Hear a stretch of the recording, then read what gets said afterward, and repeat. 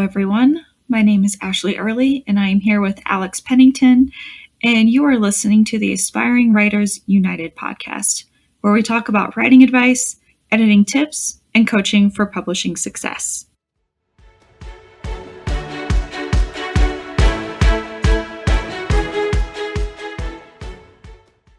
So for today's episode, we are going to just jump into talking about outlining, and this is going to be part 1 of 3. First, we're going to be talking about plotters, then pantsers, and then the combination of the two, plantsers. Very creative names here. So what's unique about plotters versus plantsers is that essentially they stick to the standard everything needs to be written down on the page before I start writing. Now, we're not saying that one is better than the other, but just about what your preference is. Yeah, everyone has their own special little process. I know for me personally, I started out just pantsing, where I would just sit down and try to see what would happen. And that worked for my first story, which was not very good. But as I grew as a writer, I quickly realized the importance of actually writing down your ideas and kind of giving yourself a loose structure to follow. Yeah, I did the same thing. I was definitely a pantser, and I've never been able to be a plotter ever. I've tried, but my brain and my characters won't let me follow an outline, like a very detailed outline. They're like, let's go this way and do this instead. How do you think you start making an outline? Like, let's say you are wanting to try this whole outlining business out and you don't really know where to start. What's like the beginning of your process? For plotters, I've gathered that they first start with gathering information. That can include brainstorming, free writing, and then others use writing prompts. So like, I know that there are like little booklets that have, 300 writing prompts to get you started and stuff like that. And that's where they get their overall, like their core concept, and then they go from there. I've actually seen those books everywhere. I've never used one, but I've always wondered if they work. I mean, it kind of is hand feeding you the story, which is a good thing. Yeah, I have a few, but I haven't sat down and like done one yet, because I'm usually in the middle of a book by the time someone gives me one of those, or I buy one myself. Whenever I've tried to make an outline, I always try to start with the big ideas and kind of work my way down to smaller finite details. Yeah, so actually I kind of want to talk about that with like the step-by-step process that a lot of people talk about with how they start like detailed outlines with their book. I already mentioned gathering ideas, and then you just mentioned starting with a premise, where you just take a core premise and start building everything around it, such as characters, narrative, world building, and the like. And then from there, they go on to build the storyline, which is, I advise like don't build it all at once. Leave room to let things happen naturally, and then focus on one act at a time, which my favorite book for that is actually Save the Cat Writes a Novel, or a book by Jessica Brody, whichever one it is. I have heard of that book from so many people. And it's actually, I'm pretty sure somebody even commented that. Yeah, I have it. I read it. I met Jessica Brody. I think I have the signed copy, actually. Oh, I'm jealous. Sign it for me. Yeah, she was a tattered cover, and I just went one night out at like spontaneously. I was like, I just have to go get a book right now. It was super fun. But it's a really great like step-by-step process of Act 1, Act 2, and Act 3, and everything you need in each of those acts. What's the difference between the 3 acts? Well, I don't really, with the middle part, I can't really comment on Act 2 because it's kind of a wing it section for me. Yeah. But I will say that Act 1 is where you build, you do your world building, you do your characterization, and then the final act is where the climax and everything starts to spiral to the end. What are your thoughts on, I think it's called falling action? I've always heard about this, like right after the climax, you need to have a kind of down angle in the story. Have you seen this? Yeah, you're not supposed to just abruptly end it in the middle of all this tension. It's going to piss off readers. But isn't that kind of like the point of a cliffhanger almost? I know. So it's kind of conflicting, isn't it? Where you're like, okay, you can't have, maybe just like, okay, you can't have 10 out of 10 tension, but True. You need to end it like, 5 or below kind of thing. Yeah, like you can't end it in the main fight because obviously they want to have some kind of resolution to this conflict. But at the same time, like, I don't feel like ending an episode on just completely flat. Whenever I say episode, I mean chapter. Like just completely flat, nothing's going on. I feel like that's kind of unfulfilling from the reader's standpoint. Yeah, because they don't know how that fight's going to end. If you have, I kind of see it though. I would love it to like for a book to end where the main character is just standing in this field as the fight's going around them, because like that's how an episode of a show would end. You'd be like, okay, tune in next next week for such and such.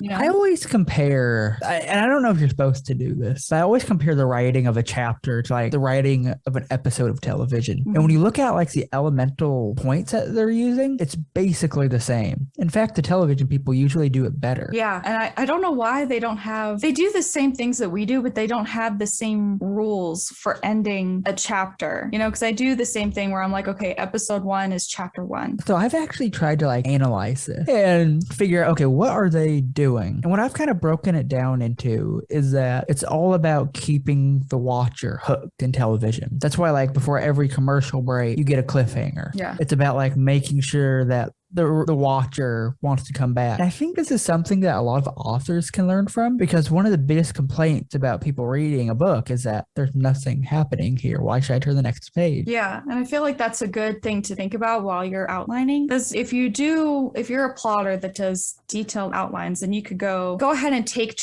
act 1 and write bullet points or a very detailed thing for each chapter. You know, I don't know if anyone like actually does that. I'm sure there are people that do that. I can't wrap my brain around that. I do that. Like you'll go ahead and take act 1 and write out everything that's going to happen in each chapter for that act. Yeah. Oh. All the way down to like even the dialogue. But Really? okay. I don't do it though, like in a super organized. So this is what I do. I'll usually have this in act 1, 2, 3, maybe 4. And I'll say, okay, what are the main big points of these acts? What's happening here? And I'll kind of write out the ending. And from there, I'll like work backwards. And okay, what's going to happen between these two acts? And then I'll write that kind of miniature climax. And from there, I'll kind of outline, okay, how do I want the characters to change? What kind of new things am I introducing? And I try to get into kind of minute details. That I envy that, because that's definitely not what I do.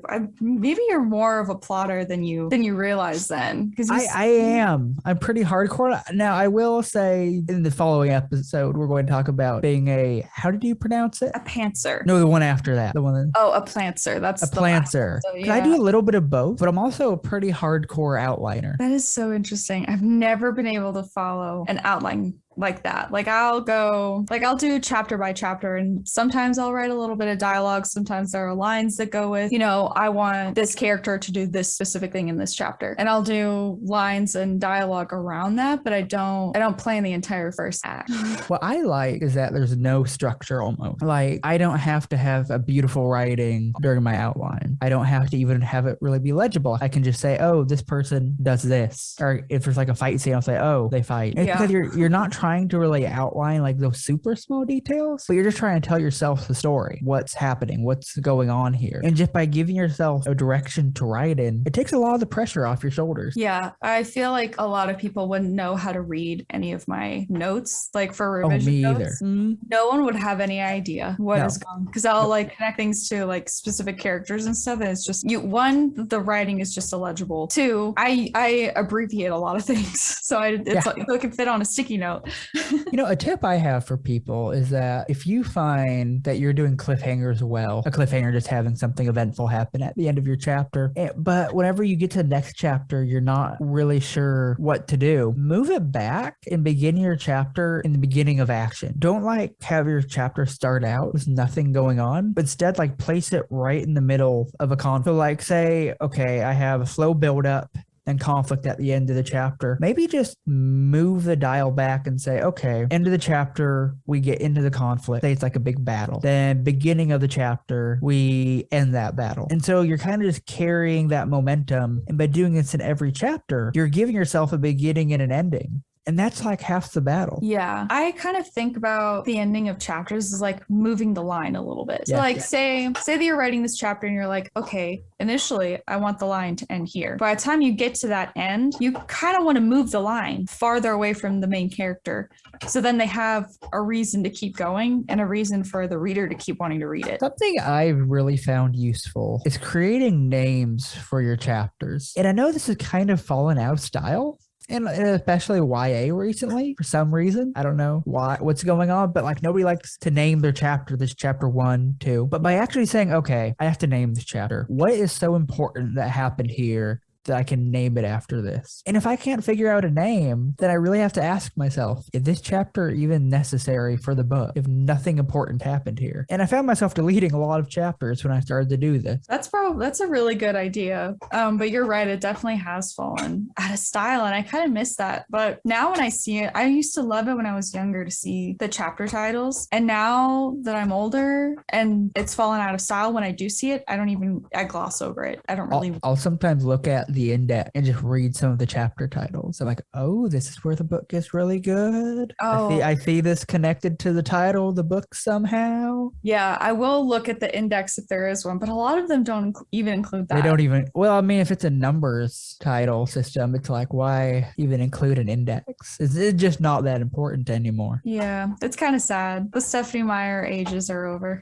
Yeah, they are. I don't know. I don't know why. I don't think it's laziness, but I don't know. Maybe publishers they wanted the chapter headings to be more clean. True. But for how over flooding after once YA started getting really big, they had everyone doing that. And they were like, okay, guys, we just need to calm down. Because this is what Harry Potter does really well, is that every chapter is kind of like its own mystery. And so the chapter title, its own condensed little hint of teasing that mystery to you. Yeah. And the art goes with it so well too. Yes, it does. And that's what actually something I think that you can do with outlining though. If you come to a chapter and say, okay, if I removed all the chapters before this and all the chapters after this, and this is what I gave to the reader, would they be entertained? And so I'm somebody who reads manga. And this works for comic books as well. But notice that they're producing these on a weekly and sometimes even monthly basis. If you asked yourself, would this be enough content to keep the reader hooked for an entire week or an entire month and still have them coming back? That's something you can write about. What can you do to keep them engaged to where they're so excited to read the next chapter in 7 days that they just can't control themselves? What kind of content can you produce to keep them hooked? And whatever you make that your standard, you can kind of evaluate your chapters and ask, okay, am I doing that with this chapter? Because if not, you might want to go back and retweak your outline or just retweak your writing. I wonder if there's a book that talks about the art of comic book writing or manga writing, and I wonder how difficult it is to come up with something so exciting on a weekly basis. Well, you know what? Well, so that's kind of the interesting thing. And so me being a nerd and actually trying to figure this out, I took like 8 different manga and sat down and analyzed like the first 10 chapters of each one. And like just wrote it out. Okay, what happened in the first chapter? Were there foreshadowing? Were there hooks? Cliffhangers? And what I found is that in every single chapter, basically they begin it in some action, add some foreshadowing, have a cliffhanger at the end. Next chapter builds off that cliffhanger, some more foreshadowing, ends with another cliffhanger. And it's just this constant pattern of making the reader have to come back to figure out what's going on. Yeah, and that kind of goes back to Act 1, Act 2, and Act 3, right? Like it's about to Save the Cat Writes a Novel. They just do it in a more condensed way. You know, each chapter, each episode, each manga, comic book, whatever, needs to have those 3 things to set up the reader or the viewer to come back and want the next chapter, episode, whatever it may be. It makes them come back. What I like about the 3-act system as well is that it's 3 distinct stories. Like Act 1 versus Act 2 are not the same story in a way. There is changes. What this brings to mind is Hamlet, where the next act, I think it's Act 2, he's plotting his revenge because he's spoken to the ghost of his father. So what you can do is, okay, Act 1, I want the story to be here. Act 2, we're going to be in like a whole different environment. And usually the author will even kind of change the location of their book. Yeah. Which isn't a bad idea. I mean, if you can I go through quite a few locations in my own story, but I find that it keeps it entertaining because there's new conflicts you add in, there's new world building. You're never like kind of floating in nothingness. Yeah, that's why that's why I'm very inspired by those people that literally write on, like, keep the setting in one place the entire novel. Like, your characters go off on a road trip. They're stuck in the car 90% of the time in your story, and you have to keep it entertaining. It's almost like a challenge. But what's interesting, so let's take the road trip example. That's kind of the perfect gateway, is that, but they're going through new locations. They're going to be seeing new things. And I mean, maybe they get stopped and it's cold outside and they're in the forest, and then later they're in the desert desert and it's really hot and their tire's broken down. Just using that, you can introduce new environments, new conflict. And what's really good is you can tie your conflict to that environment. Yeah. I feel like there's also a lot more room for subplot and character development there too. If you have, if you spend 90% of the time in a car and you have these little bumps in the road, pun intended, where like you can write out these character profiles or character sheets for like every chapter, every act, and you can be like, okay, this is how I want this character to evolve in these ways. And then you have these subplots, which are usually character specific. And then you have these little bumps in the road where they're like, okay, well, today I'm feeling angry because my passenger did this. And now, we popped a tire and we have to work together to overcome not only that we popped the tire, but we have to work together to get over the fact that we're angry with each other. You know what so taking that example, just saying it out loud, you probably wouldn't feel like you'd be super entertained watching this happen, but we are. Like even just the most minute conflict people love, we're like drawn to them like magnets. Because it's very close to reality. My best friend just moved in with me and she came from California to Colorado and we drove 15 hours in one day to get here. Oh gosh, it's a long drive. Yeah, luckily we did not pop a tire or anything, but we definitely had little spiffs here and there. I would say. Yeah. We're like, okay, I'm hungry and I want to stop for food. And she didn't. She wanted to get here and she was like, I just want to get there and we'll figure out food later. And I was done. That doesn't work on a 15-hour trip. No. Now when you're hungry, now when you're tired, like it's those little things that readers connect to where it's like, okay, I can totally see this happening with my own best friend and I'm cracking up, For outlining my final piece of advice on this, when it comes to characters, have their morality change, have their worldviews change as the story progresses. And you can outline this in step-by-step processes. And the way I do it is that I set up conflict. So for an example, let's say you're writing a book where the character goes to war. Maybe he views his side as completely right and justified, and they're like the ultimate good. But once he's there and he's actually around these people, maybe he realizes, oh, these guys aren't that bad, and maybe we have ulterior motives for being in this war. And so his morality and his views are changing as he goes through the conflict. But by the time you get to the end of the story, he's a completely new person and just unrecognizable from who he was at the beginning. And readers love this. And you can outline this step by step. And once again, if this is the track you're following through your outline, you know where you're going and you can build your story around this. Yeah, that just made me think of Zuko from Avatar: The Last Airbender. He is the perfect example. His redemption is flawless. It is. It really is. Because I, as a kid, watching that show for the first time, hated Zuko. I was like, oh my gosh, this guy is terrible. And then by the end, that last season, he completely redeemed himself in the eyes of everyone that watched that show. Avatar is like one of the best written stories there are. Like unanimously, people agree on this. Absolutely. I think that we should just like have one podcast episode that talks about that arc because it's so well known within the writing community. I feel like that's what they try to reach. Yeah. Whenever how to redeem a character. That's a podcast episode. We can do that. Yeah. When they take, this villain and they turn them into a good guy, how do you make the readers really like him? Yeah. Do you have any final thoughts for outlining? Yeah. I would say if you're going to do a detailed outline, I think that the best thing to come out of that process is that it will help you identify any plot holes and questions that you may have about the story. And then when you go back to the revision process, you'll have an easier time figuring out how to fix those things, or you can just fit as you outline. Yeah. That's one of my favorite things is that, and I'll honestly often do this where if I see, okay, this doesn't work out, I'll go back and just revise my outline instead of having to rewrite the whole book. Yeah. Yeah. It really helps you instead of going through every chapter to make sure everything's consistent. You can just sit down and look at the outline and do it from there instead of, 80,000 word manuscript. You can do it in like an 800 word outline. Exactly. It's much easier to change your short outline than to just rewrite every single chapter. Yes. Much easier. That's just a headache. Thank you everyone for listening and stay tuned for our next episode where we talk about pantsing. It's just a funny word. Yes, it is. Did I say that right? Yeah, pantsing.